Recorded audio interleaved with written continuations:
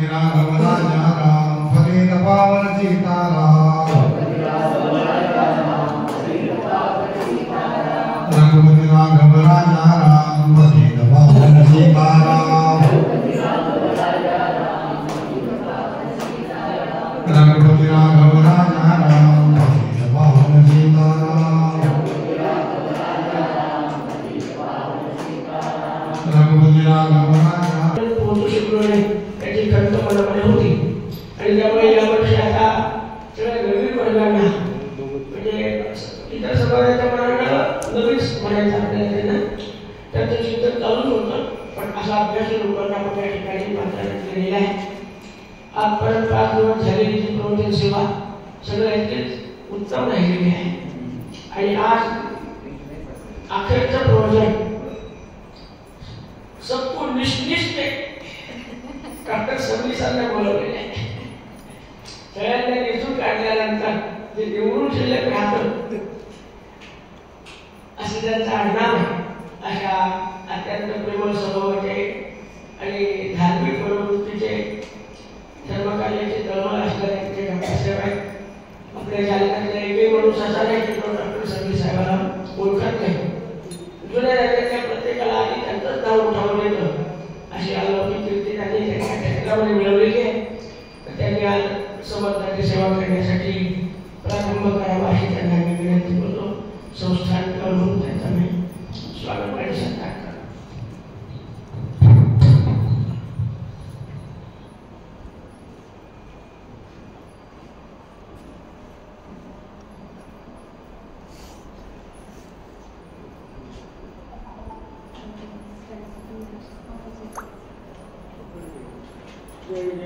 रघुवीर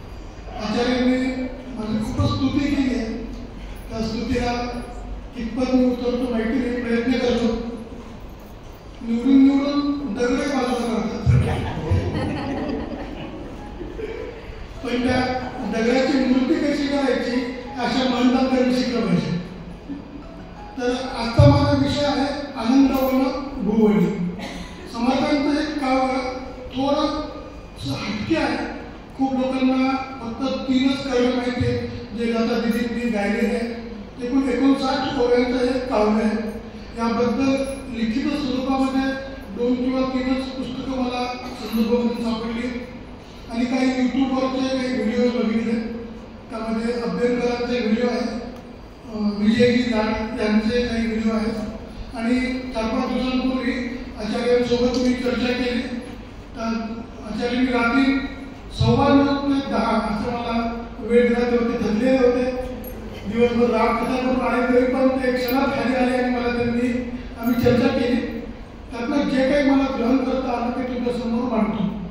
मागील 4 दिवसामध्ये आपण सगळ्यात पहिले मनोबल, त्यानंतर विवेक वैराग्य आणि नवविधा भक्ती यावरचं अतिशय अभ्यासपूर्ण आणि सुमधुर आवाजातलं प्रवचन आपण ऐकलेलं आहे.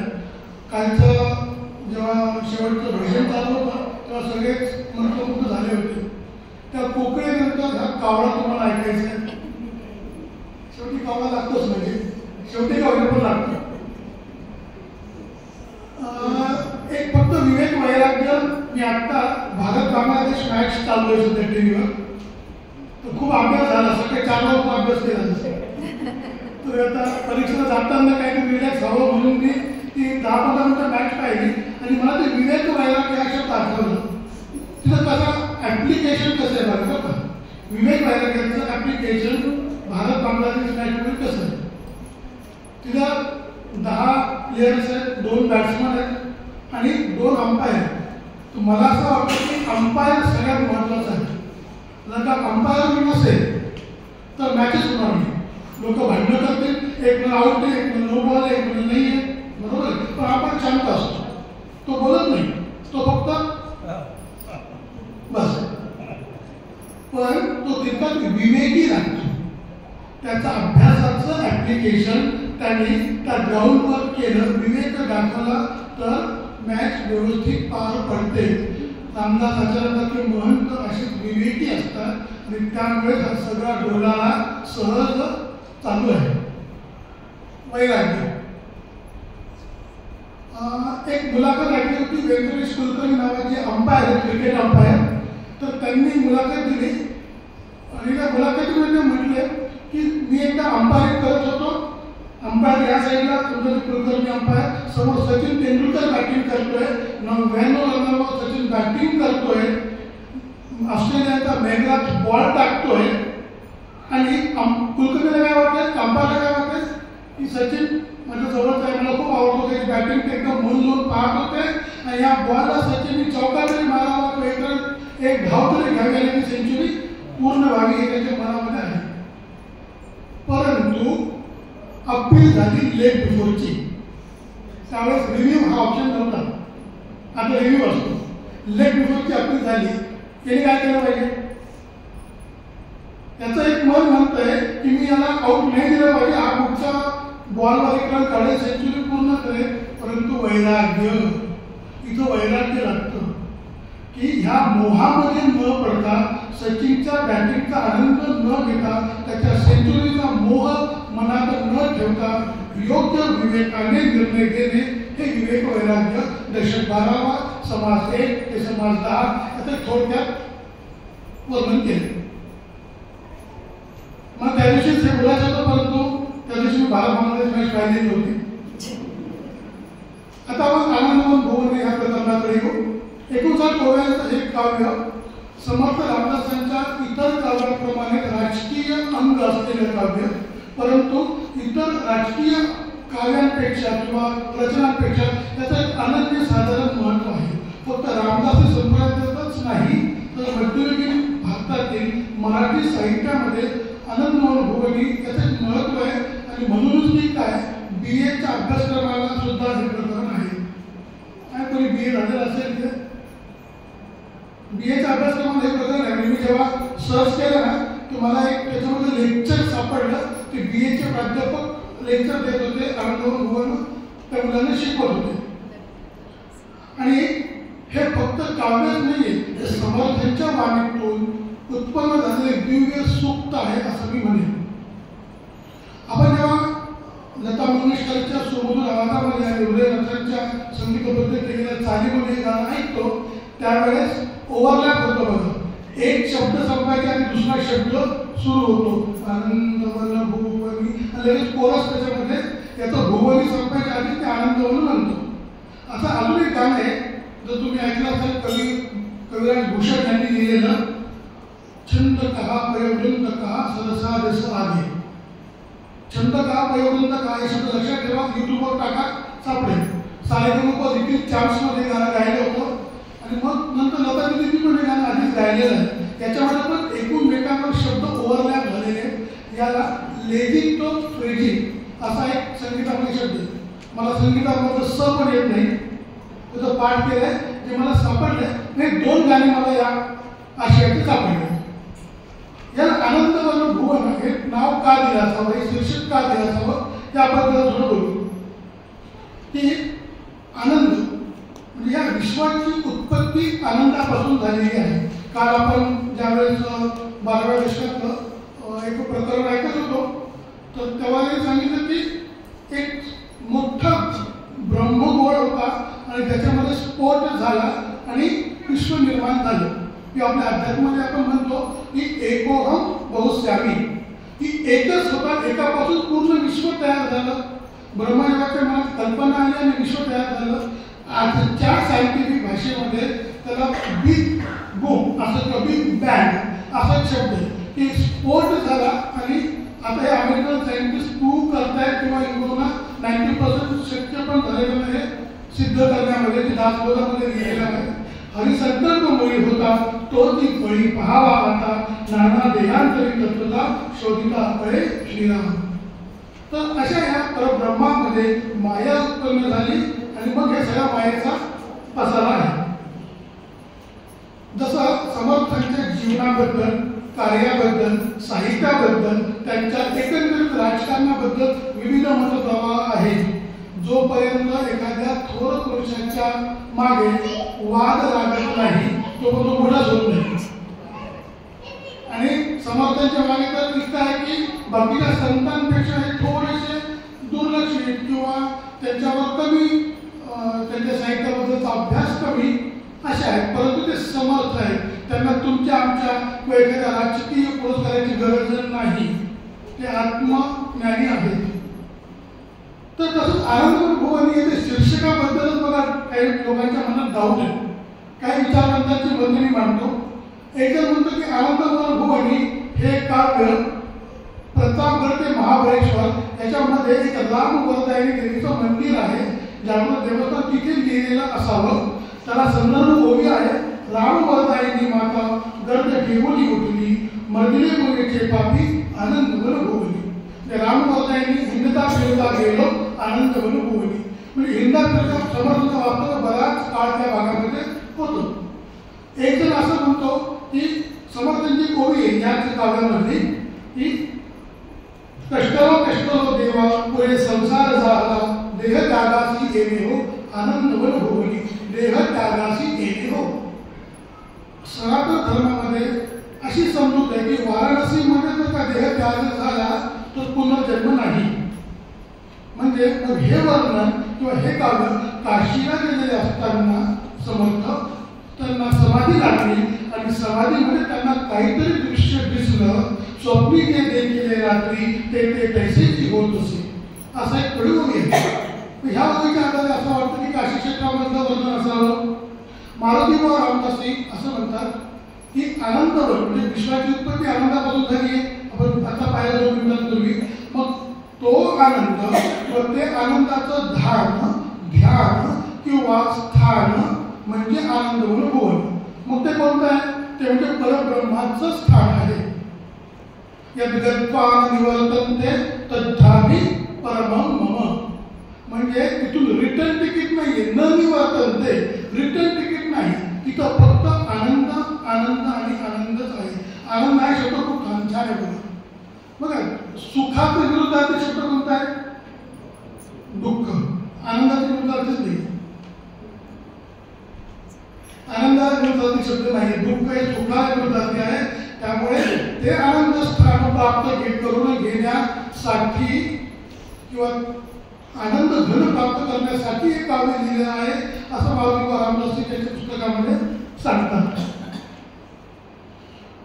Whatever it is, Ram Modi माता असेल म्हणजे हिंदवी स्वराज्याचं वर्णन असेल, काशी क्षेत्राचं असेल किंवा दामोदर मोहम्मदचं असेल, परंतु हे काव्य लिहिताना समर्थांचं मन अतिशय प्रेमाने, उल्हासाने आणि आवेशाने भरलेलं होतं, यामध्ये नो डाऊट. आपण सिंगम ट्री हा सिनेमा पाहिला का? सिंगम सरांनी गिरीश सरांनी पाहिला, तुम्ही पाहिला सिंगम? सिंगम मध्ये काय आहे तुम्ही पाहिलं? अरे बाबा बरोबर. मला वाटतं इथे जवळ सगळे 50च्या वरचे दररोज पाहिला सगळे रसिक आहेत. म्हणजे समर्थन म्हणजे संगीत विद्या दे रे राम, गायन कला दे रे राम, सगळे मागितले तर पिक्चरही मागितलेलं आहे. तर सिंगम मध्ये काय दाखवलं बघा की वर्तमान काळ आणि रामायण याचं कोरिलेशन दाखवलं. इकडे करीना कपूर किडनॅप होते आणि तिकडे सीतेचं हरण होतं.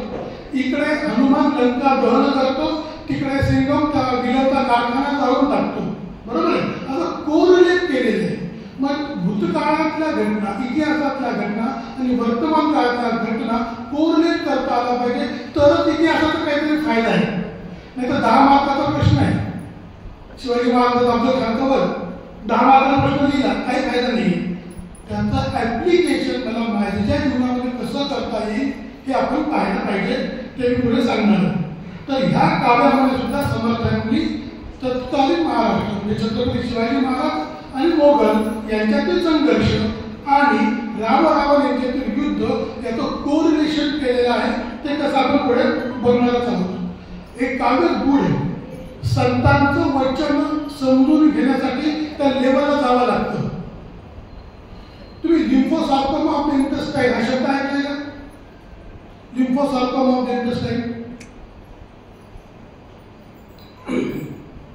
ऐकलाय, प्रत्येकाने ऐकलाय. आनंद पिक्चर पाहिला, आनंद पिक्चर राजेश खन्नाचा पाहिला प्रत्येकाने. तेव्हा त्या राजेश खन्नाला आधार असतो लिम्फोसार्कोमा ऑफ द इंटेस्टाईन. सगळ्यांना मुली हे नाव ऐकलं नाही, पण आता ऐकलं का? तुमच्या लक्षात का नाही राहिलं? कारण की तुम्हाला अर्थ माहिती नव्हता. जेव्हा मी पण 10वी 11वी हा पिक्चर पाहिला तेव्हा मला तो डायलॉग मी विसरून गेलो होतो. पण MBBSला जेव्हा हा पिक्चर मी परत पाहिला किंवा आता मागे मी पाहिला सहजीवर, तेव्हा मला रिकलेक्ट झालं लिम्फोसार्कोमा ऑफ द इंटेस्टाईन म्हणजे पोटाचा कॅन्सर.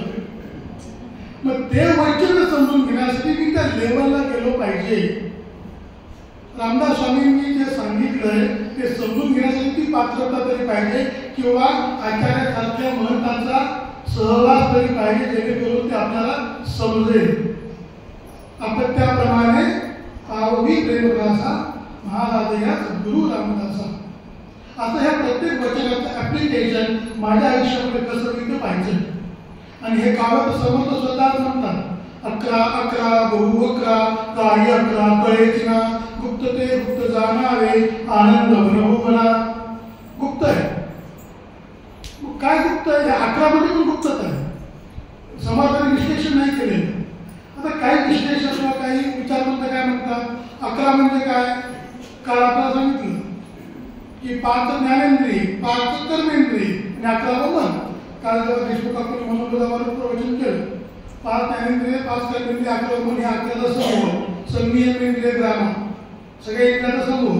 परत 15 वाद्य हा मला भूमिका माहिती नाही, 12 15 16 10 पहिल्या पाहिजे. तर ह्या 11चा समूह हा एका असावा किंवा रामदासांचा आराध्य दैवत हनुमान तो म्हणजे 11वर उतरत म्हणून इथं 11 शब्द घेतला असावा, असं काही लोक सांगतात. आणि जर का मारुतीबाईंच्या मध्ये मारुतीबा रामदास त्यांच्यामध्ये किंवा विचारवंताच्या मध्ये आनंदवन म्हणजे दामोदरम आहे ते परब्रह्माचं धाम असेल तर ते प्राप्त कसं करता येईल, त्यासाठी योग स्थिती सांगितलेली आहे. भगवद्गीतेमध्ये योग सांगितलेला आहे किंवा ज्ञानेश्वरीमध्ये पण योग कला सांगितलेलं आहे. मग रामदासांच्या समर्थ रामदासांच्या वाङ्मयामध्ये योगाबद्दल खूप कमी ठिकाणी दिलेलं आहे. कल्याण स्वामी सोली व सुख या पुस्तकामध्ये योगाबद्दल माहिती आहे.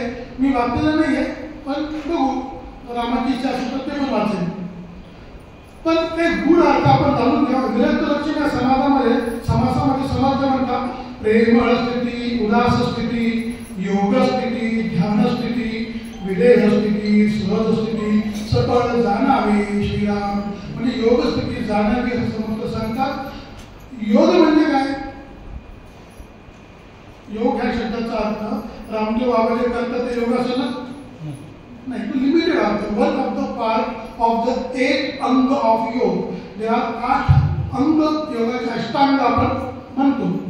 यम, नियम, आसन, प्राणायाम, प्रत्याहार, धारणा, ध्यान आणि समाधी. हे 8 अंग होऊन योग होतो. फक्त वाकडे आसन करणं हा योग नाही, महत्वाचेच आहे. आसन केले तरच तुम्ही समाधीमध्ये बसू शकता, नाहीतर पायाला मुंग्या येतात, कंबर दुखते. त्यामुळे योगासन महत्वाचेच आहे, परंतु अंतिम स्थिती समाधान आहे. मूलाधार चक्रापासून सहस्रदल चक्रापर्यंतचा प्रवास ऊर्ध्व दिशेने करायचा आणि मग मुक्तता मिळवायची. तया नाम योग. आता आपण ही प्रस्तावना झाली, हे शीर्षक का दिलं वगैरे. आता प्रत्येक ओव्याचा आपण बघू. आता 59 ओव्या, प्रत्येक ओव्याचा अर्थ सांगणं शक्य नाहीये. मी काय ओव्यांचे ग्रुप्स केले, समूह केले. आपल्या भाषेत ग्रुप्स, समूह मराठी भाषा. तर आपण त्या 6 किंवा 7 ओव्यांचे ग्रुप करून मी तुम्हाला अर्थ सांगायचा प्रयत्न करतो. मला तर पहिले प्रश्न पडला की मला इथे का बोलवलं. म्हणजे मी बोललो त्याआधी त्या बाजूच्या हॉलमध्ये एक छोटा कार्यक्रम होता आणि मी बीड मुलाय मेहमान होतो. त्यावेळेस मी आलो, महाराज बसले होते. महाराजांना नमस्कार केला, 2-5 मिनिटं गप्पा मारल्या. महाराजांना तुम्ही इथं कसं काय म्हणलं, त्या आतमध्ये काहीतरी दासगुलाबाच्या ओव्यांवर एक निरूपण करा 10 मिनिटं. असं एक मला ग्रुपवर आलं. म्हटलं मी त्या ग्रुपवर नाही, मला ग्रुप कसं म्हणतो, मी बीड मुलाय नाही म्हणजे. महाराज म्हणजे आपले फक्त स्त्री आहेत म्हणजे, पुरुष कोणीच नाही. म्हणून मी जाऊ का नको. मग तितक्यात एक मला कुलकर्णी सर आले होते, मंगल त्यांचे. तर मग मला धीर आला थोडा, चला मला आपण जाऊ शकतो. आणि मग का मी तेव्हा कमी बोल मारला त्यांना त्या निरूपणामध्ये. मग जास्त बोल मारला तरी मला परत बोलवलं नाही. पण याच्या मागे आचार्य रामदास महाराजांचे हात आहे, कारण की ते महंत आहे. आणि समर्थ काय म्हणतात, आपण करावे करवावे, विवरावे विवरवावे, आपण धरावे धरवावे, भजन मार्गाशी श्रीराम. त्यावेळेस एकतरी किती दिवस बोलायचं, म्हणून बाकीच्या लोकांना ते तयार करतायत. त्यांनी हा जो मंडप आहे एवढा मोठा, आमच्या अंबडला स्वामींचा मठ आहे बघा, आणि तिथं हनुमान जयंतीचा उत्सव असतो आणि मंडप उभारणं खूप मोठा सोहळा असतो. त्या गिरीश्वरांना माहिती आहे. तर त्या मंडप उभारणीमध्ये संध्याकाळी सगळेजण जमतात, टोपी घालून मंगलवेशावर मंडप उभारतात. मध्ये मोठा बांबू असतो, हा आपला मोठा बांबू मध्ये आहे. त्यांनी पूर्ण हा मंडप धरलेला आहे. पण त्यांना माहिती आहे की मंडप फिट कशाने करतात, त्या दोऱ्यांनी. बरोबर आहे, त्या दोऱ्यांना म्हणतात तणावा. मधुकरांना गोसावी यांची खूप आवडती ओवी आहे याच्यामधली, दानोळ्यातली, की समुदाय पाहिजे मोठा तरी तणावा असाव्या वळकटा, मठ करुणी ताठा धरू नये शिळा. ह्या तणावा, आपण सगळे तणावा आहोत पण मजबूत आहे, पण कच्चा आहे, हे आपण बळकट करू आणि हा भगवत धर्माचा पताका असाच उंच ठेवू. पहिल्या 6 ओव्या, जन्मदुःखे जरादुःखे नित्य दुःखे पुन्हा पुन्हा, संसार त्यागने जाणे आनंद अनुभवना. मी मुद्दामून सगळ्या प्रिंटआउट दिले तेव्हाचा. ह्या दोनमध्ये जास्त आहे, मागे पास करा. याच्यामुळे की आता एकत्रित लवकर पुस्तकात सापडत नाहीये आणि मी सांगताना तुम्हाला संदर्भ लागावा. मी ओवी क्रमांक सांगितले केलं तर ओवीवर जा. पूर्ण ओव्या मी वाचणार नाहीये, तर माझ्या आवाजात पूर्ण ओव्या तुम्हाला ऐकणं म्हणजे तुमच्यावर खूप मोठा अन्याय आहे. तर पहिल्या ज्या 6 ओव्या आहेत ना, तर त्यामध्ये जन्मदुःखे जरादुःखे ह्या ओवीचा अर्थ समजण्यासाठी दासबोध दशक 3 स्वगुण परीक्षा समास क्रमांक 1 जन्मदुःख निरूपण ते समास क्रमांक 2 स्वगुण परीक्षा अ ब क ड आणि मग मृत्यू निरूपण वैराग्य निरूपण असं. तर पहिली जी समास आहे जन्म दुःख निरूपण, ते गर्भवासामध्ये असणारे त्रास. ज्यावेळेस मी समाज असला ना, तर मला वाटलं की मी MBBS पूर्ण शिक्षण व्यर्थ झालं.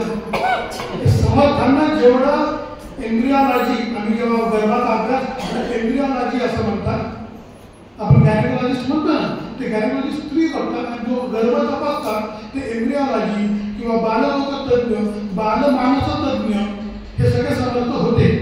त्या एवढ्याशा जागेमध्ये 2.5-3 किलोचा तो देह कसा जगला असेल, तेच पाण्याचा श्वास घ्यायचा, त्याच पाण्याचं असेच पाणी परत. ऐकून सुद्धा वाईट वाटतं किंवा किळस येते. एक शब्द आहे रजस गव्हाचा जो विटाळ, तो हा देह. ज्यावेळेस मासिक पाळी येत नाही तेव्हा गर्भ राहतो. म्हणजे इतका अवघड हा नरदेह. आणि त्यासाठी आपण बरोबर करतो 7 जन्म हा नवरा मिळू दे. 7 जन्म पाहिजे कशाला? देव दादा तू म्हणत चालेल का? 7 जन्म पाहिजे कशाला? ह्यात मागच्या आमच्याकडे आता गणपतीची प्राण प्रतिष्ठापना झाली तर देशपांडे काकांनी, राजेश देशपांडेंनी ते कळस वगैरे आणला. वैभव जोशींनी त्यांना म्हणले मागणं मागा की 7 जन्म तुमची सेवा घेऊ द्या म्हणून. 7 जन्म पाहिजे कशाला? ह्याच जन्मामध्ये ह्याच देहामध्ये मुक्ती मिळावी आणि संसाराचा फेरा तुटावा असं सगळे संत सांगतात. मग जन्म झाल्यावर आहे आधी दैविक, आधी भौतिक आणि आध्यात्मिकता. पुढची 3 समाज. मी पूर्ण समाज सांगत नाही कारण की लग्न झालं काय होतं, मुलं झालं काय होतं, सगळं वर्णन आहे. ते वाचताना एखादा चित्रपट पाहावा असं येते. ते 3 आणखी नाटक आहे सोगुण परीक्षा निरूपण. मग आध्यात्मिकता म्हणजे काय? शरीर आणि मन याला होणारा ताप. Simple definition. शरीर आणि मन ज्या गोष्टीसाठी निरामय हॉस्पिटल जावं लागतं तो आध्यात्मिकता. डायबिटीज, हायपरटेन्शन, स्ट्रोक म्हणजे paralysis, heart attack, gangrene, malaria, typhoid, TB, cancer, म्हणजे मी 3 तास काय 3 दिवस बोलू शकतो. तो मूळ विषय आहे ना. आणि मनाला होणारे ताप, वेळा होणे, स्किझोफ्रेनिया, डिप्रेशन, एन्झायटी, हे आध्यात्मिकता. आणि भौतिक म्हणजे पंचमहाभूतापासून होणारे ताप. पंचमहाभूत पृथ्वी, भूकंप झाला, आधी भौतिकता. खूप जास्त पाऊस पडला, दुष्काळ पडला, जल, तेज, वनवा लागला, आग लागली, वगैरे ऍक्सिडेंट वगैरे हे सगळे. आणि आधी दैविक म्हणजे देव. तर देवामुळे होणारे ताप, प्रारब्धामुळे होणारे ताप किंवा कालच्या प्रवचनामध्ये सांगितलेल्या यमयातना. मग भरपूर नरकाचं होत आहे महाकुंभ वगैरे, तर त्या तिथे भोगावे लागणारे ताप म्हणजे आधी दैविक, देवामुळे होणारे दैविक, शरीर आणि मनामुळे होणारे आध्यात्मिक, आणि पंचमहाभूतापासून होणारे आधी भौतिक.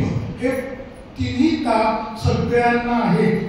मग तो तुकाराम महाराज असू द्या, ज्ञानेश्वर माऊली असू द्या, समर्थ असू द्या, पद्माकर असू द्या किंवा कोणीही असू द्या, संतांना किंवा अवतारी पुरुषांना, रामराजाला पण वनवास तुटला नाही. हे सगळे ताप सगळ्यांना सहन करावे लागतात. म्हणून संत म्हणतात की हे ताप नको रे बाबा, मला ह्या जन्ममृत्यूच्या फेऱ्यातून चुकव. जन्मदुःखे, जरा दुःखे, नित्य दुःखे, पुन्हा पुन्हा संसार त्यागणे जाणे, आनंद अनुभवना. हे ताप फक्त मनुष्याला देत का? नाही. 4 खाणी, आपण काल 4 वाणी बघितलं परापचते मध्ये वगैरे. 4 खाणी असतात. कोणत्या 4 खाणी आहेत? जारज, अंडज, स्वेदज आणि उद्बीज. जारज म्हणजे काय? जे बाळाला जन्म देतात. अंडज म्हणजे मनुष्य, गाय, कुत्रा, मांजर जे बाळाला जन्म देतात. जार जी नाळ असते ना, प्लासेंटा, जार असं म्हणतात. अंडज जे अंड्यातून बाहेर येतात, कोंबडा, पक्षी. उद्बीज जे जमिनीतून बाहेर येतात, झाड. आणि स्वेदज जे घामातून निर्माण होतात म्हणजे मुंगी. हे 4 खाणीचे प्रकार सुद्धा मला दाखवतामध्ये समजले. मेडिकलच्या शिक्षणामध्ये कुठेही असं वर्गीकरण केलेलं नाही. आणि समर्थ म्हणतात की 4 वाणी 4 खाणी ज्याने निर्मिले लोक तिन्ही दया नाव देव श्रीराम. आणि मग ह्या त्यांना सुद्धा हे ताप चुकलेले नाहीत. म्हणून फक्त नरदेहामध्येच विवेक आहे. बाकी आहार, निद्रा, भय, मैथुन हे सगळ्या खाणींमध्ये आहे. नरदेहामध्येच विवेक आहे, अनुसंधान आहे, उपासना आहे, वैराग्य आहे, नामस्मरण आहे आणि मोक्ष प्राप्ती सुद्धा नरदेहामध्येच शक्य आहे. समर्थ म्हणतात प्रपंच करताना सुद्धा आपण मोक्ष प्राप्ती करू शकतो. त्यासाठी भगवे कपडे घालून हिमालयात जायची गरज नाही. प्रयागराजला जाऊन त्रिवेणी संगमामध्ये आंघोळ केली म्हणजे मोक्ष मिळेल का? बहुविंदता सौख्य होणार नाही. इधारे बरी ना पुढे हित काही, विचारे बरे अंतरा बोलवीचे, मना सज्जना लागवे अस्तिकीचे. जय जय रघुवीर समर्थ. आणि काय ये सावी ओवी आहे की जन्मते सावी ओवी बरं का. जन्मते सोसले मोठे अपाय बहुता परी, उपाय धाडिले देवे आनंद अनुभवना. हे सगळं सोसलंय अनंत जन्मामधून. काल पहिल्या दिवशी प्रमोद नाईक सरांनी सांगितलं 83,99,999 इतके योनी संपल्यानंतर मनुष्य योनी. ते प्रमोद नाईक सरांचं मी त्या दिवशी अनुपस्थित होतो, पण युट्यूबवर पूर्ण प्रवचन ऐकलं, त्याचा मी आधार घेत आहे. तर अपाय म्हणजे सगळे त्रिविधता किंवा धर्मावर आलेली जी जी संकट असते, मग त्या काळात रावण आणि संतांच्या म्हणजे रामदासांच्या काळामध्ये येवरी सत्ता, ही सगळी अपाय संकट दूर करण्यासाठी भगवंतांनी उपाय पण धाडले आहे. धाडले म्हणजे पाठवले. अपाय बहुता परी, उपाय धाडिले देवे. आणि आज नाही, कृत, त्रेता, सत, कली प्रत्येक युगामध्ये ज्या ज्या वेळी अधर्माने डोकं वर काढलेलं आहे त्या त्यावेळी परमेश्वर अवतार घेतो. फक्त तो परीक्षा करतो. अल्पधारिष्ठ आहे, अल्पधारिष्ठ होतो तो किती वेळ तर धरतो, मग येतो मी. म्हणजे बुमरा कधी बॉलिंग टाकतो डेथ ओव्हरमध्ये, शेवटच्या ओव्हरमध्ये खूप खूप जास्त रन पाहिजे असतात त्यावेळेस बुमरा बॉलिंगला येतो, नाही का नाही? त्यावेळेस ती येतो, त्यावेळेस कलकी अवतार होईल. परंतु भगवद्गीतेमध्येच भगवंताने सांगून ठेवलेलं आहे, परित्राणाय साधूनां विनाशाय चतुष्कृतां धर्मसंस्थापनाय संभवामि युगे युगे. आता पुढच्या वर्गाकडे बघा, मी आधीच क्लिअर केलेलं आहे की प्रत्येक वर्ग सांगताना 30 मिनिटं संपले, 30 मिनिटं बाकी आहे आणि 25% झाले, 25% बाकी. तर आपण 3 कन्सेप्ट बद्दल बोलत आहोत. पहिली कन्सेप्ट अध्यात्म आनंदवन भुवन म्हणजे परमधाम तद्धाम परमम, किंवा आनंदवन भुवन म्हणजे राम वरदायिनी देवी म्हणजे हिंदवी स्वराज्य. आणि आज वर्तमान काळात पद्माकरला निरामयमध्ये काम करताना किंवा एखाद्या शिक्षक असतील त्या शाळेमध्ये शिकवताना किंवा गिरीश सरांना शाळेमध्ये शिकवताना, आमच्या गणेशला काम करताना, रिटायर माणसांना रिटायर लाईफ जगताना त्याचा काय फायदा होईल हे सांगायचा मी पुढच्या याच्यामध्ये प्रयत्न करणार. पुढच्या वेळेमध्ये आता समर्थ तत्कालीन महाराष्ट्राच्या बद्दल बोलत आहे. स्वप्नी जे देखले रात्री ते कैसेची होतसे, हिंदता फिरता गेलो आनंद अनुभवना. आणि विघ्नाच्या उठिल्या फौजा, दाबी होवी, विघ्नाच्या उठिल्या फौजा भीम त्यावरी गौटला, गडली चिडली राजे गडविले भडविले बळ.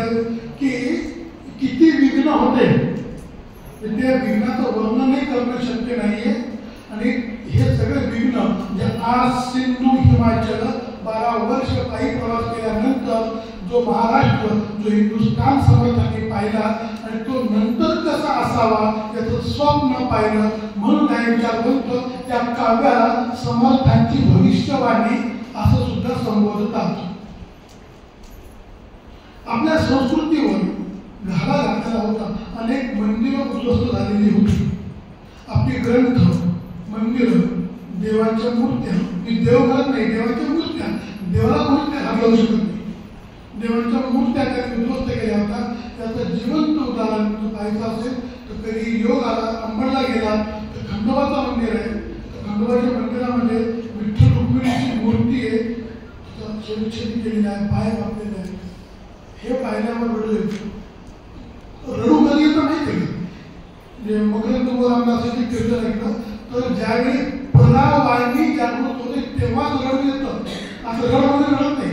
मला नाही म्हणतो, मला मुलांना आहे की बाबा तू कधी रडला होतास?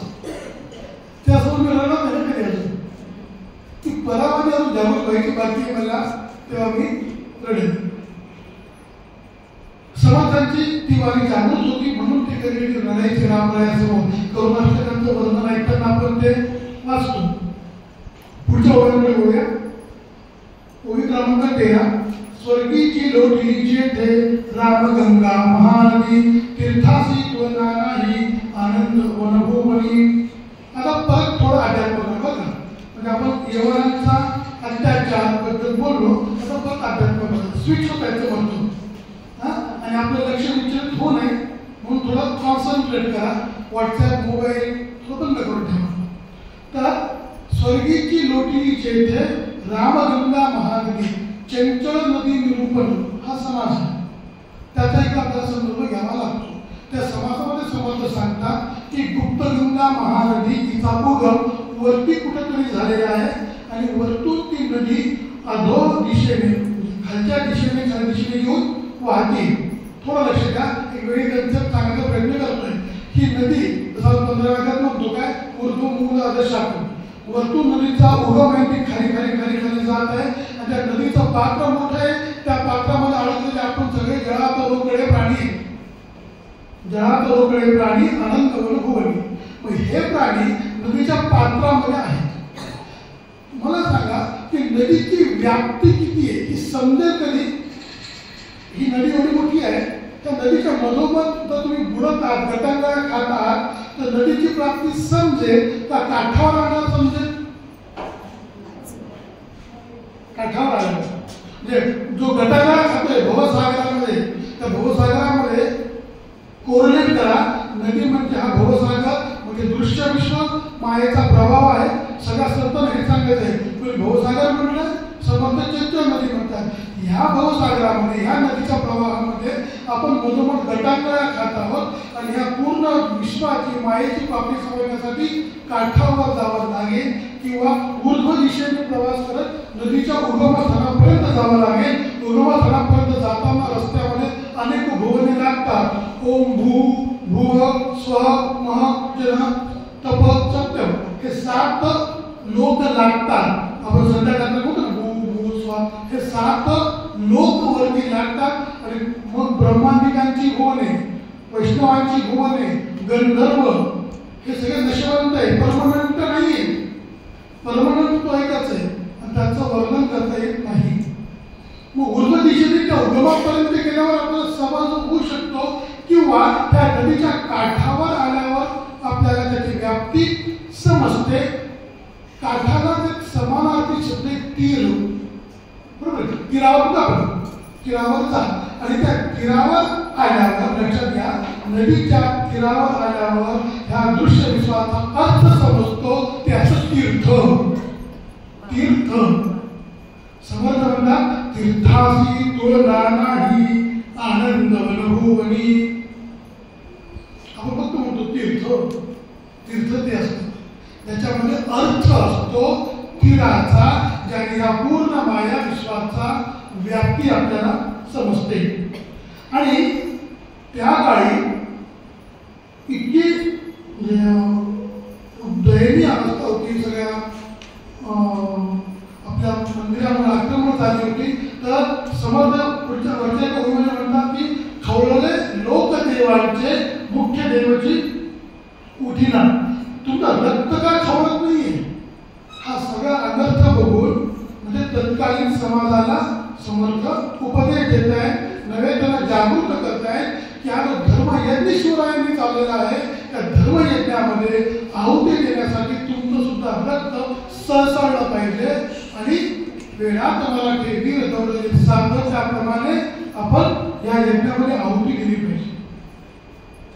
मग ही गुप्तगंगा महानदी आपल्याला ज्यावेळेस अनुभवाला येते त्यावेळेस खरा अर्थ समजतो. ओवी क्रमांक 13. स्वर्गीची लोटी जेथे रामगंगा महानदी तीर्थासी तुलना नाही आनंद वनभुवनी. आता 17 ते 27 17वी ओवी त्रैलोक्य चालिया फौजा सौख्य बंध विमोचने मोहीम मांडली मोठी आनंद वनभुवनी. आणि 23वी ओळी राशवे राखिली मागे तेने रागीची चालिया सर्वत्र पाठीशी फौजा आनंद वनभुवनी. आता त्यावेळेस रावणाने सगळ्या देवाला बंदिवासात टाकलं होतं असं म्हणतात. ठीक आहे. महासंकटी चोरीने देवजेने म्हणजे संकटामध्ये टाकलेल्या देवाला रामाने सोडवलं. बरोबर. आता राम आहे का रावण आहे का सदैव नाही. रामानंद सागराच्या सिरियलमध्ये दिसतो आपल्याला. बरोबर. आता छत्रपती आहेत का सदैव त्यांच्या रूपामध्ये नाही. किंवा म्लेच्छ सौहार्द म्लेच्छ आहेत का मोगल म्हणजे मुस्लिम आहेत परंतु ते म्लेच्छ आहेत किंवा ते सध्या आपल्यावर अन्याय करणारे मुस्लिम नाही. म्हणजे आपण कोणत्या धर्माच्या विरोधात नाही, आपण विचारांच्या विरोधात आहोत. संत काय म्हणतात जे फळांची वेगवेगळी सांगून दुर्जन नाश नाही करायचा, दुर्जन वृत्तीचा नाश करायचा. मग आता बघा आम्ही तिसरी कन्सेप्ट सांगितली होती ना की इतिहासाचं माझ्या आयुष्यामध्ये काय ऍप्लिकेशन आहे. समर्थ काय म्हणताय की राशभे राखिली मागे गणपतीला गाढवं वळायचं काम रावणाने दिलं होतं.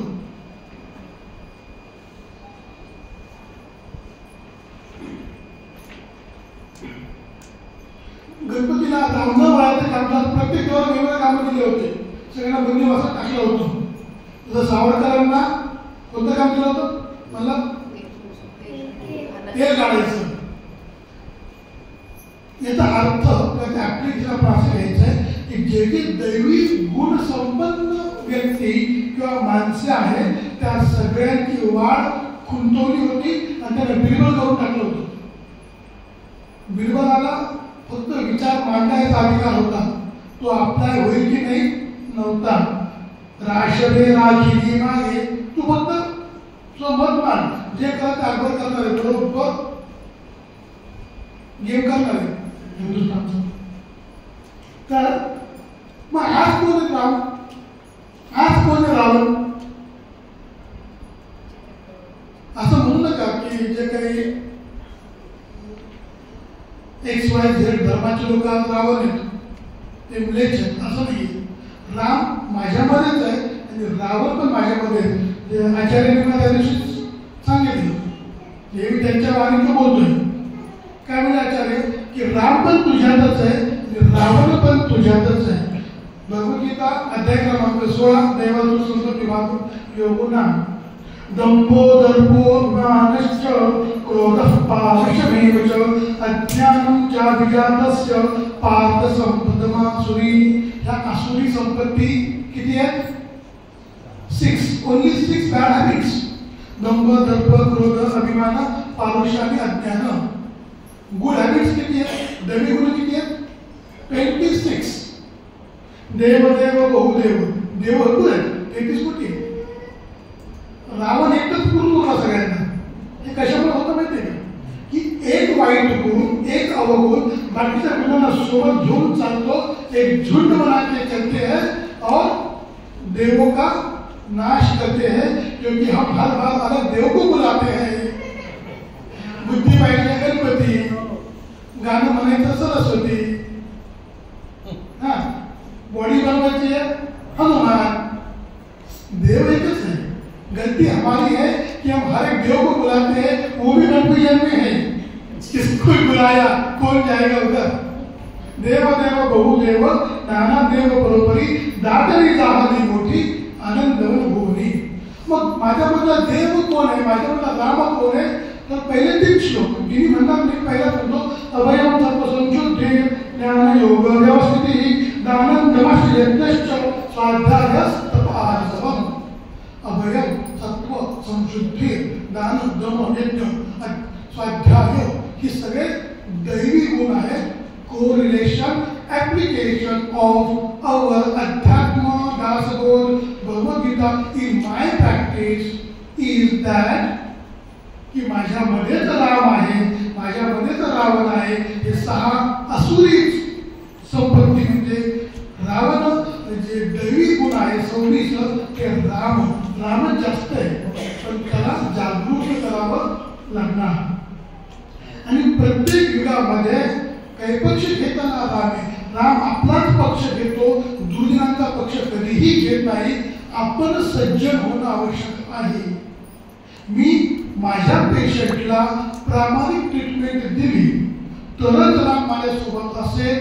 मी माझ्या पेशंटला चिटिंग केलं तर राम माझ्यासोबत नसेल. काही पक्ष कोणाचा घेईल राम? सज्जनांचाच घेईल. तुम्ही तुमच्या आयुष्यामध्ये, मी डॉक्टर म्हणून माझं बोललो, तुम्ही तुमच्या आयुष्यामध्ये शिक्षक असाल, तुम्ही शिक्षकी पेशा प्रामाणिकपणे केला तरच राम तुमच्या सोबत आहे, आता काही नाही. आणि प्रत्येक युगामध्ये संभव आणि युगे प्रत्येक रामासोबत हनुमान आहे. ज्या ज्या ठिकाणी विष्णूंनी अवतार घेतलाय त्या त्या ठिकाणी रुद्र आले असेल, बरोबर आहे. आणि तिथे शक्ती पण असते. शक्तीशिवाय काही शक्य नाही. शक्तीचं सामर्थ्य सोबत असेल तरच सत्तांतर होऊ शकतं. आणि प्रस्थापित जुलमी यवनी सत्ता यांच्या विरुद्ध किंवा यांच्याबद्दल असंतोष निर्माण करून नवीन योग घातलेल्या छत्रपतींच्या धर्माधिष्ठित हिंदवी स्वराज्याबद्दल आस्था निर्माण करणे हे काम समर्थांनी त्यावेळेस त्यांच्या काव्यानं केलेलं आहे. उदंड करावे राजकारण परी गुप्त रूपे श्रीराम. एक छोटा संदर्भ आपल्या सगळ्यांना माहिती असेल की ज्यावेळेस विजापूरचा अफजल खान निघाला होता, एक पत्र समर्थांनी लिहिलं होतं. तर आपल्या शिवतरगडीला गेला असेल तर शिवतरगडीमध्ये पत्र लिहून ठेवलेले.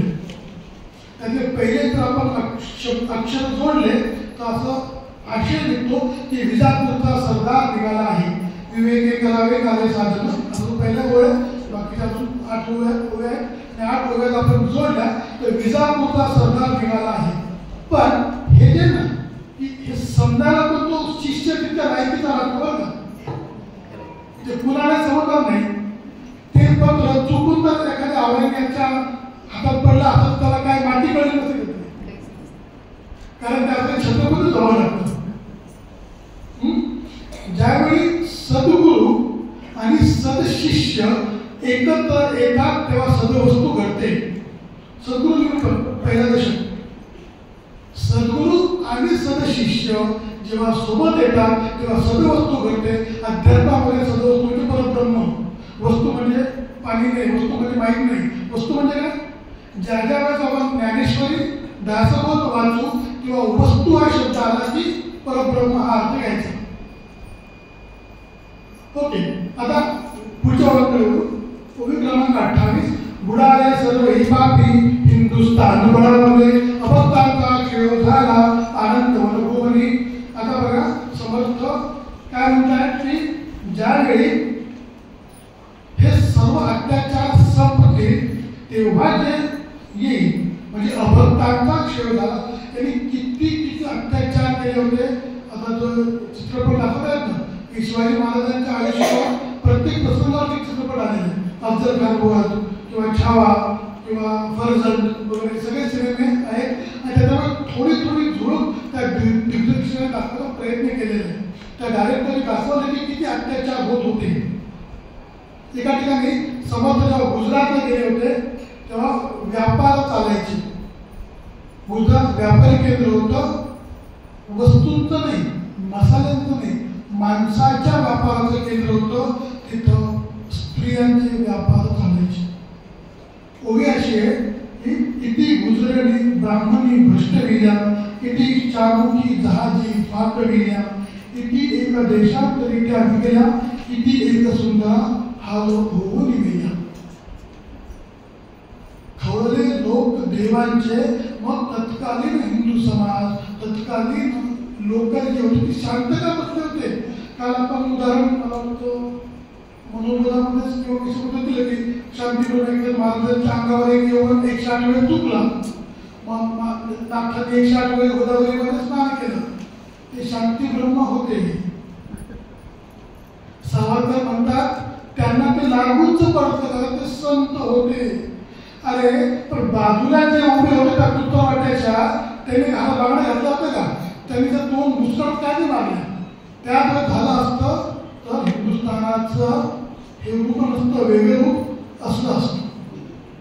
म्हणून समर्थ आपल्या शिष्याला उत्तम पुरुष निरूपण या समासामध्ये सावध करतात. म्लेच्छ दूत नवदंड बहुधा दिवसाचे माजले खंड, या कारणे अखंड सावधान असावे श्रीराम. 12 वर्ष जो त्यांनी प्रवास केल्यानंतर वर्णन त्यांनी केलेलं आहे. समर्थ म्हणतात की साच देखील दृष्टी किती कल्लोळ उठली. आणि नंतर काय होईल आपण मी समरी करतो बघा, शेवटचे 15 मिनिट आहेत की समरी करतो.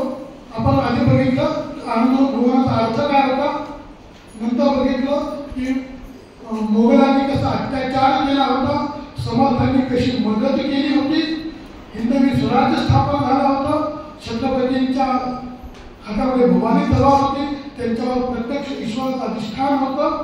धर्मस्थापनेचे जे नर ते ईश्वरांचे अवतार झाले आहेत, बहु होणार देणे ईश्वराचे आशावादी मागे झाले होते आणि पुढे पण होणारच आहेत, आत्ता पण आहेत. आत्ता पण छत्रपतींसारखी लोक आहेत, आत्ता पण रामदासांच्या सारखी महंत संत आहेत. त्याचा अनुभव घ्यावा लागतो किंवा आपली ती लेवल लागते. मागच्या 2-3 महिन्यापूर्वी म्हणजे 8 महिन्यापूर्वी मी आणि वैभव जोशी आनंदगडावर भगवान बाबांकडे गेलो होतो. त्यांना एक अमेरिकेचा पुरस्कार मिळाला, भगवान बाबा आनंद होतं. तर त्यांना एक पुरस्कार मिळाला, त्याचे खूप मोठा पुरस्कार, मोठं राष्ट्रपती मोदींच्या हस्ते पुरस्कार झाला, अमेरिकेचा पुरस्कार मिळाला. नमस्कार केला, ते पुरस्कार दाखवला.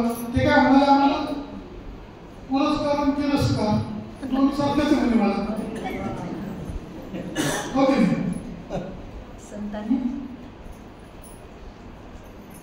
12व्या अध्यायामध्ये तुल्यलिंग स्तुती म्हणून किती सोपं सांगितलं बाबांनी. पुरस्कार 12वा अध्याय सांगितलं त्यांनी, ते समजायला माझी लेवल पाहिजे. मी ते वाक्य खूप डोक्यात ठेवलं आणि मग तुम्हाला हे वाक्य बाबांनी काय बोललं. आणि योगायोगाने 12वा अध्याय आम्ही रोज शाळेमध्ये जाताना ऐकतो गाडीमध्ये, आणि तिथं तो अध्याय तिथं श्लोक आठवला अवलंबून हे बघ असं कलेक्शन. येथून वाढीला धर्म रमाधर्म समागमे संतोष मांडला मोठा आनंदवर भोवली. म्हणजे पुढे काय होणार हे समर्थांनी सांगितलं. म्हणून काही लोक याला समर्थांची भविष्यवाणी असंही म्हणतात. मी वेगवेगळे नावं सांगितलं तुम्हाला आनंदवर भोवलीची. समर्थांचं स्वप्न, समर्थांची भविष्यवाणी वगैरे. बुडाला औरंग्या पापी म्लेच्छ संहार झाला, मोडली मांडली क्षेत्रे आनंदवर भोवली. बघा शक्यतोवर संत असे जड किंवा वाईट शब्द ज्याच्या आजच्या भाषेत शिवी म्हणतो असे वापरत नाही. पण तो काळच इतका भयंकर होता, तो अत्याचारच इतका भयंकर होता की तुम्ही तो वर्णन करणं योग्य नाही. ती जागा नाहीये, ते स्थान नाहीये की किती कोणत्या कोणत्या प्रकारचे अत्याचार त्यांनी केले होते. पण समाजाच्या भावना अनावर झाल्या तर ते म्हणतात बुडाला औरंग्या पापी, शिवी दिली का. आणि मग काय होईल, येथून वाढीला धर्मू रमा धर्म समागमे. ही ओवी लता मंगेशकरांनी गायलेली आहे. घरी गेला पुन्हा ते गाणं ऐका आणि जमलं तर माझे बोलणं ऐका तर कोरिलेशन होईल. की येथून वाढीला धर्मू रमा धर्म समागमे. रमा धर्म म्हणजे काय, की ज्या समुदायामध्ये, ज्या समाजामध्ये, ज्या देशामध्ये प्रत्येक व्यक्ती ही आनंदी, संतोषी, समाधानी असते, संपन्न असते, तो धर्म म्हणजे रमाधर्म. म्हणजे रावणाचा वध झाल्यावर, औरंग्याचा वध झाल्यावर माझं राष्ट्र कसं असेल याचं वर्णन समर्थांनी करून ठेवलेलं आहे. आणि त्यात काय करतात की रामवादायनी माता गर्द घेऊन उठली. गर्द म्हणजे गडद धूळ किंवा धुराळा. ज्यावेळी मोठं सैन्य निघतं ना तो खूप धूळ उडते. आणि शेवटचं 8 मिनिटं. आरोग्य जाणली काया वैभवे सांडली सीमा सारा सर्वस्व देवांचे अनंत अनुभवली. आणि इथं मग कसं होतं, आरोग्य जाळली काया, म्हणजे प्रत्येक जण निरोगी आहे, निरामय आहे, सगळीकडे उदंड जाळले पाणी स्नान संध्या कराव्या. ही पण कविता लता मंगेशकरच्या गाण्यामध्ये आहे. उदंड जाळले पाणी स्नान संध्या कराव्या म्हणजे काय, म्हणजे प्रत्येक भटजी उठून आचरण केशवाय असं नाही.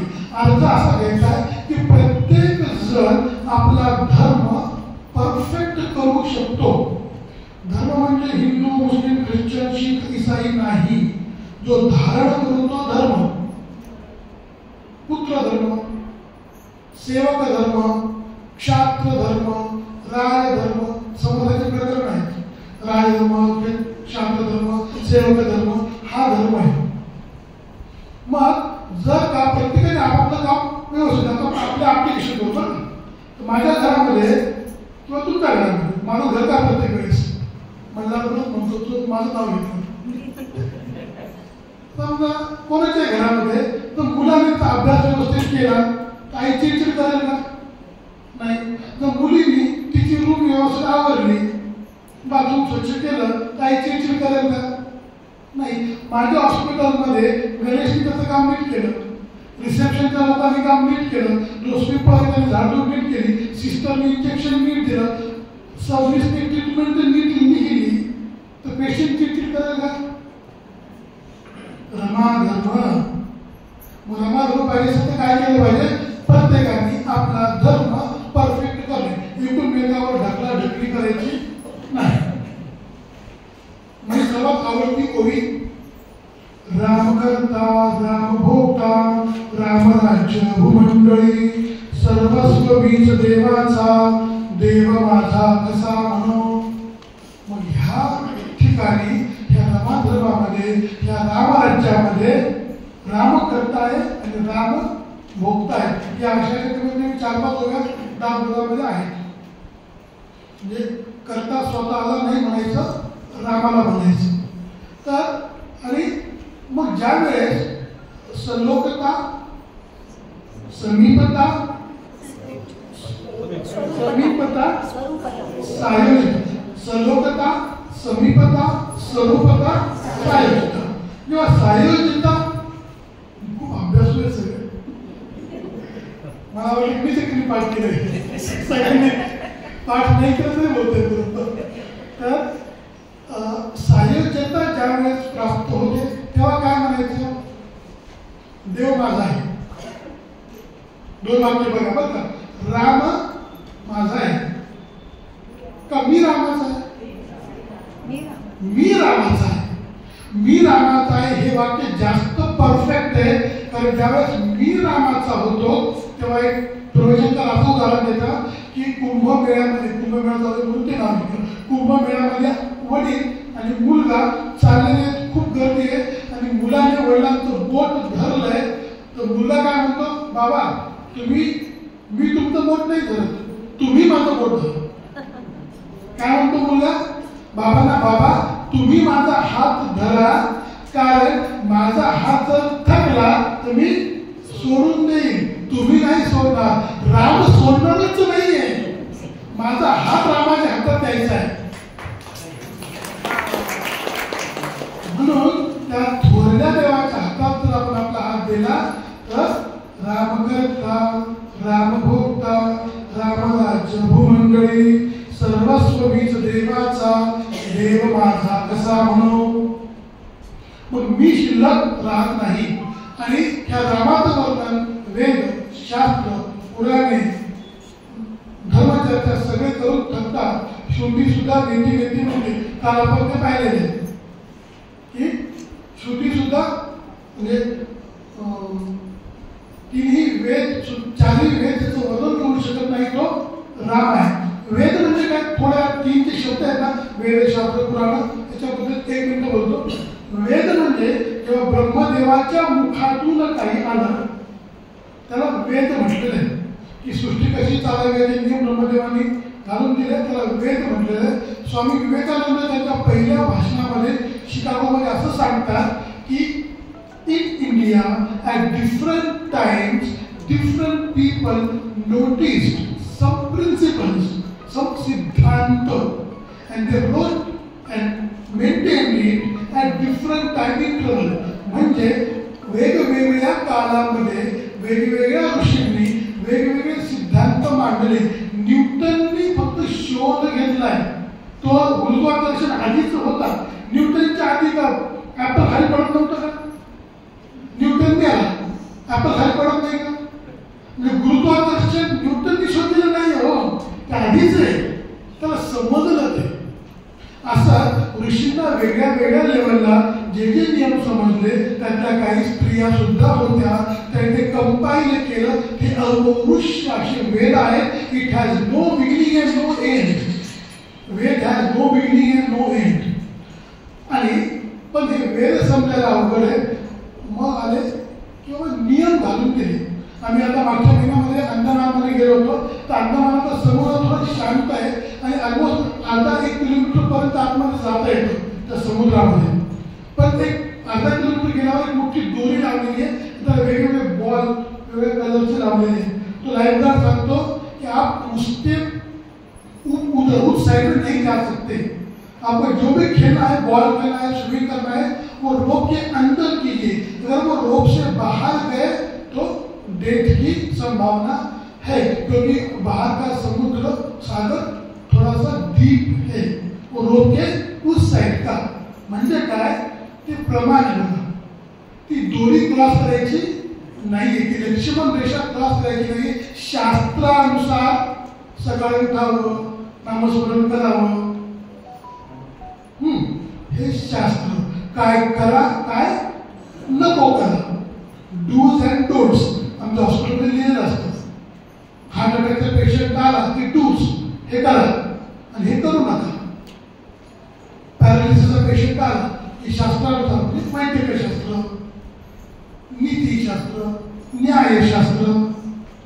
राजकारणाचं शास्त्र म्हणणे योग्यच नाही, राजकारणाचं. म्हणून राजकारण राज्यशास्त्र नाही का, राज्यशास्त्र वेगळं असतं. तर शास्त्र, वेद समजले, शास्त्र समजले, मग हे समजायला अवघड आहे. म्हणून काही कथेमध्ये सांगितलं जातं, साधूबाईने प्रसाद घेतला नाही म्हणून त्याची नौका ऐकायला सत्यनारायणाची कथा.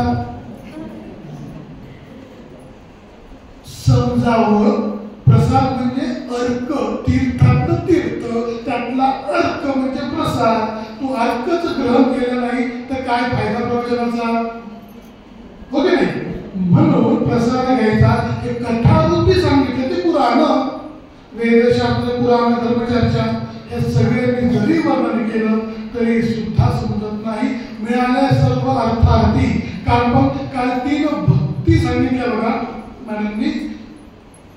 आठवते कोणाला 3 भक्तीचे प्रकार? देशमुख काकू सांगितलं.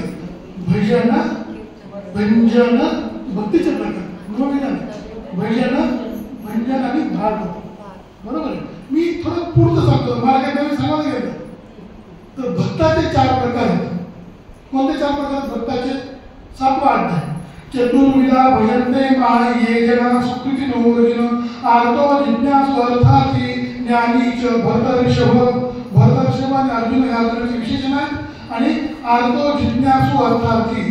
आर्त, जिज्ञासु, अर्थार्थी आणि ज्ञानी. द्रौपदीने आर्त भावनेने भगवंताला बोलवलं. ती आर्त, ज्याला परब्रह्म काय जाणून घ्यायची इच्छा आहे, आपल्या भाषेमध्ये मुमुक्षु तो असतो जिज्ञासू. ज्याला पूर्ण ज्ञान झालेला आहे तो असतो ज्ञानी. आणि अर्थार्थी, तो फक्त पैशासाठी भक्ती करतो. पुत्रकामेष्टी यज्ञ यासाठी आहे, पुत्र प्राप्तीसाठी. धन्वंतरी यज्ञ, महामृत्युंजयाचा यज्ञ, काहीतरी प्राप्त करण्यासाठी, अर्थासाठी जो यज्ञ असतो किंवा अर्थासाठी जे भक्त भक्ती करतात ते असतात अर्थार्थी. मिळाले सर्व अर्थार्थी. मग सगळ्यात खालच्या लेवलचे भक्त कोणते? अर्थार्थी. करेक्ट. आणि सगळ्यात वरच्या लेवलचे कोणते? ज्ञानी. परंतु अर्थार्थी ही पहिली स्टेप आहे. कमीत कमी मला 1 लाखाची लॉटरी लागेल, 1 लाखाच्या भाजी खूप सोपे आहेत. 1 कोटीची लॉटरी लागावी, काही लोकांचं 1 कोटी पण लहान असते, 10 कोटीची लॉटरी लागावी म्हणून तो यज्ञ करतो, किंवा मी आमदार झालो पाहिजे म्हणून यज्ञ पाहिला मागच्या 2 महिन्यापूर्वी. देव भक्त अर्थातच ती पहिली पायरी आहे. हळूहळू हळूहळू तो जिज्ञासू होईल आणि मग ज्ञानी होईल. आणि जसं आपण सांगितलं परित्राणाय सर्वनाम, सगळ्या युगामध्ये देव सोबत आहेच. देव प्रत्यक्ष नाहीये तर त्यांनी काहीतरी पाठवले आपल्यासोबत. एखादा कारखाना असतो, शेवटचे 5 मिनिट आहे, 6-3 झाले, 5 मिनिटं चालेल. एक कारखाना असतो, खूप मोठा कारखाना बांधलेला आहे. जेव्हा कारखान्याचं भूमिपूजन होतं आणि कारखाना जेव्हा प्रत्यक्ष बांधकाम सुरू होतं, यंत्रसामुग्री येते, तेव्हा खूप मोठे मोठे इंजिनियर येतात. किंवा माझ्या हॉस्पिटलमध्ये जेव्हा नवीन हॉस्पिटल बांधलं तेव्हा सगळ्या मशीन नवीन होत्या, तर तो टॉपमोस्ट लेवलचा इंजिनियर आला, त्याचं सगळं इन्स्टॉलमेंट करून दिलं, आपल्या सगळ्या स्टाफची ट्रेनिंग करून दिली. वर्षभर खूप चांगलं चाललं. वर्षभराने थोडं काहीतरी व्हेंटिलेटर खराब झालं. आम्ही फोन केला कंपनीला, त्यांनी टेक्निशियन पाठवलं, ज्युनियर पाठवलं बरं का. तो टॉपमोस्ट लेवलचा नाही आला, त्यांनी ज्युनियर पाठवला. तुम्हाला ते साहेब हा माझाच माणूस आहे, तो तुम्हाला तो परफेक्ट करून देईल. त्यांनी खरंच करून दिलं. त्यांनी 2-3 घंट्यामध्ये मला मशीन परफेक्ट करून दिलं. एकोह बहुश्यामी, भगवंतांनी हा कारखाना तयार केलेला आहे. त्यांनी स्वतः येऊन हे सगळं तयार केलं आहे. आणि जेव्हा थोडे काही आधी भौतिक आधी आध्यात्मिक ताप येतात तेव्हा तो स्वतः कसा येईल हो, म्हणून तो टेक्निशियन पाठवतो, ज्युनियर इंजिनियर, दॅट इज संत सज्जन आचार्य महाराज. आणि ह्या टेक्निशियन कडून आपण काम करून घ्यायचंय. अर्थात आपण आपलं काम करायचंय. कोणतं काम आहे? मोक्ष प्राप्ती. बरोबर आहे. आणि म्हणून आधी उपनिषद होते, वेद अवघड, उपनिषद अवघड, मग भगवद्गीता आली. बरोबर आहे. भगवद्गीता थोडी सोपी आहे, खूप आवड नाही, भीती वाटते संस्कृत वगैरे वगैरे. माझा कधीच संस्कृत विषय नव्हता, मला संस्कृत व्याकरण अजूनही येत नाही. मी गणेशला काय कधी विचारतो ही विभक्ती कोणती, याचं एक कसं फोड करायची शब्दाची, तिचं संस्कृत होतं बरं का. तर शंकराचार्यांच्या भाषेमध्ये ही उपनिषद ही गाय आहे, त्या गायचं दूध रूपाचं अमृत म्हणजे भगवद्गीता आहे. कृष्ण गोपाळ हा दोघा आहे आणि हे दूध पार्थ म्हणजे अर्जुन, वत्स म्हणजे वासराप्रमाणे पितोय. म्हणजे मला अर्जुन व्हायचं आहे, आपण त्याप्रमाणे पारवी प्रेम भाषा. सर्वोपनिषदो गाओ दोग्धा गोपाल नंदन, पार्थो वत्स सुधीर भोक्ता, गीता अमृतम. तर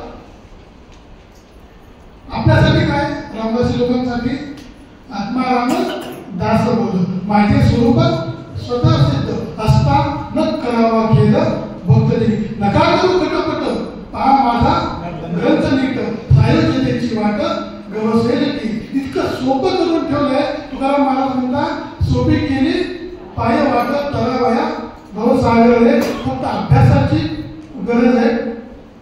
शेवटच्या ओळीमध्ये समर्थ म्हणतात की त्या अनंत भूगोलाचं वर्णन करणं काही माझ्याकडनं शक्य नाही. आणि विद्यापीठ हे आहे असं म्हणतात की ह्या नरदेहाला विद्यापीठ म्हणलेलं बघा, कुठे जायची गरज नाहीये. भगवंत राम या देहामध्येच आहे. सर्वस्व रिसन विष्णू ह्याच्यामध्ये तू शोधायचा आहे, कुठेही जायची गरज नाही. अनुसंधान, अधिष्ठान, जप आणि साधनेची गरज आहे आणि सहज करता येतं. मी माझा पेशंट आला की त्याला राम राम म्हणतो, माझा जप होतो. मी रोजची कमीत कमी नंबर सांगत नाही मी, माझ्या इन्कम टॅक्सची धाड पडायची. मी किती पेशंट बघितले सोशल मीडिया बघतो, म्हणजे इन्कम टॅक्स डिपार्टमेंट आता सोशल मीडिया बघतं आणि त्यानुसार या वकिलाची संपत्ती किती, वकील साहेबांना द्यायला नाही वाटतं. नाही वकील साहेब नाही आले, सोबत येणार होता. तर या वकिलाची संपत्ती किती हे सोशल मीडियावरून समजतं. एक अकाउंटंट होता, म्हणजे ब्रह्मचैतन्याच्या जे रोजची प्रवचन असतात ना त्यातलं उदाहरण आहे. तर अकाउंटंट म्हणतो की मी बँकेमध्ये अकाउंटंट मी कसं राम घेऊ, म्हणजे माझं कन्फ्युजन होतं सगळं तिथे. तर ब्रह्मचैतन्य म्हणतात तू फक्त पहिले नोट घेतलीच नाही की राम म्हण, आणि शेवटच्या नोटीला राम म्हण. रोज ₹1,00,000 मोजतोस ना, 10 बंडल असतील, 100 नव्हे तुझं, म्हणजे मधलं काय 90 मताचं काय मी म्हणतो ना. ब्रह्मचैतन्य गुरु श्री भारवाहेन बोले पुराणी दुपेक्षी कदा राम दासा माली योगक्षेम महाम्यहम. आणि त्या परब्रह्माचं त्या रामाचं वर्णन करताना सगळेच थकतात. पुष्पदंत आपल्या शिवमहिमेमध्ये म्हणतात की या समुद्रामध्ये पर्वत बुडवला, त्याची शाई केली, पृथ्वीचा कागद केला, कल्पवृक्षाची लेखणी केली, प्रत्यक्ष शारदा लिहायला बसले, दिवस रात्र लिहिलं तरी सुद्धा वर्णन संपत नाही. असं ते परब्रह्म आहे. असे तरी समम सिंधू पात्रे सुरतुर वरुषागा लेखनी पत्रभूमी लिखित येते गृहीत्वा शारदा सर्वकालम तदिप्त गुणानां ईश पारम नियाती. सद्गुरूचं वर्णन झालं, रामाचं वर्णन झालं, संत गजानन महाराजांना वर्णन करतो. आज त्यांचा प्रगट दिन आहे, पहिल्या श्लोकात राहून गेलो असते. आणि आता आपलं काल जी शिवजयंती झालेली आहे त्या आधात शिवरायांबद्दल एक कविता आहे, ते सांगतो. 9 मिनिटं झाले, 5 मिनिटं घेतो, 3 मिनिटं शिल्लक आहे. बघा, समर्थांनी शिवरायांचं वर्णन केलेलं आहे. उत्तम पुरुष निरूपण, आनंदवन भुवन, दासबोधातला उत्तम पुरुष निरूपण आहे. त्यानंतर आपला कोणतं पत्र आहे, निश्चयाचा महामेरू गोविंदांची आधारून, बरोबर आहे. आणि या संभाजीला पत्र पाठवलं, त्यातून समर्थांनी छत्रपतींबद्दल दाखले दिलेले आहेत की छत्रपतींचे 18वे रूप, 18वे प्रताप. परंतु छत्रपतींच्याच दरबारामध्ये असणारे कवी भूषण, सगळ्यांनी ऐकलंय ना, तर कवी भूषणांनी त्यांच्यावर खूप लिहिलेलं आहे. एक नंतर मोठा ग्रंथ आहे, तो अवेलेबल होत नाही, पण इंटरनेटवर मला डाउनलोड करता आला. तर त्याने सगळे काव्य लिहून ठेवलेले आहेत. अर्थ शोधायचा प्रयत्न केला की ज्याप्रमाणे इंद्राने जंबासुराचा वध केला, वर वाहणारी ढग ज्यावेळेस हवा त्याला लागते तेव्हा पाऊस पडतो, सहज म्हणजे रामद्विज म्हणजे परशुरामाने 21 वेळा पृथ्वी निक्षत्रिय केली, तसा पराक्रम माझ्या राजाचा आहे. त्या रावणाचा वध जसा रामाने केला तसा पराक्रम माझ्या छत्रपतींचा आहे.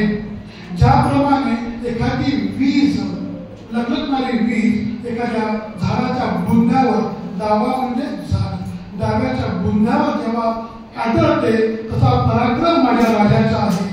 एखाद्या हरणाच्या कळपावर चित्तात झडप मारतो तसा पराक्रम माझ्या राजाचा आहे. आणि विशाल भूषण वितुंड अशा हत्तीवर ज्यावेळी मृगराज म्हणजे सिंह झडप घालून त्या हत्तीचा सुद्धा वध करू शकतो, असा माझा छत्रपती आहे. ज्याप्रमाणे अंधारावर तेज म्हणजे अंधार, तेज म्हणजे प्रकाश, तसा अंधारावर मात करून नवे चैतन्य निर्माण करतो. बाळकृष्णाने किंवा कुमार वयातील कान्हाने कंसाच्या छातावर बसून त्याचा वध केला, तसा पराक्रम माझ्या राजाचा आहे. आरोग्यामुळे छत्रपती छोटे छोटे बघा, वयाने पण, उंचीने पण आणि शक्तीने पण त्या छातावर बसून तो म्लेच्छ संवाद छत्रपतींनी केलेला आहे. असा पराक्रम माझ्या राजाचा आहे. ती कविता म्हणतो, इंद्रजमी जंबपर बाळ वसुतांबपर.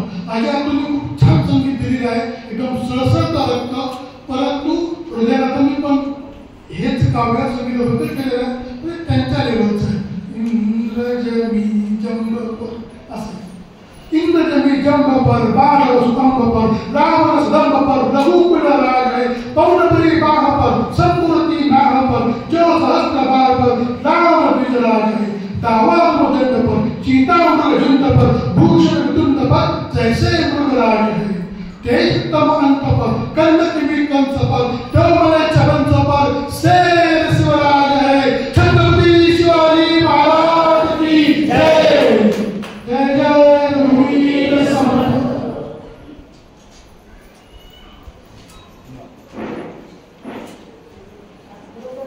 झालं बरं का?